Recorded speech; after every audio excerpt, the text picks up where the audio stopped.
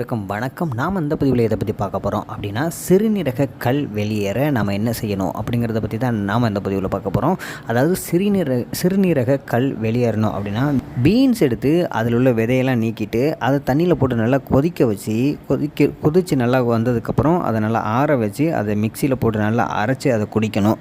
அதை குடித்ததுக்கப்புறம் 2 லிட்டருக்கு மேலே தண்ணி குடிச்சிட்டு வரணும். அதாவது இதை அரைச்சி அதை குடித்ததுக்கப்புறம் அதுக்கப்புறம் 2 லிட்டர் நார்மல் தண்ணி குடிச்சிட்டு வரணும். இது நம்ம தொடர்ந்து செஞ்சு வந்தோம் அப்படின்னா சிறுநீரகத்தில் உள்ள கல் வெளியேறும் அப்படின்னு சொல்கிறாங்க. அடுத்ததாக கருஞ்சீரகத்தை நல்லா இடித்து நல்லா தூளாக்கி அது கூட தேன் சேர்த்து வெந்நீருடன் கலந்து சாப்பிட்டு வந்தோம் அப்படின்னா சிறுநீரக கல் குறைய வாய்ப்பு இருக்குது அப்படின்னு சொல்கிறாங்க. அது மட்டும் இல்லாமல் கல்லடைப்பு குறையும் அப்படின்னு சொல்கிறாங்க.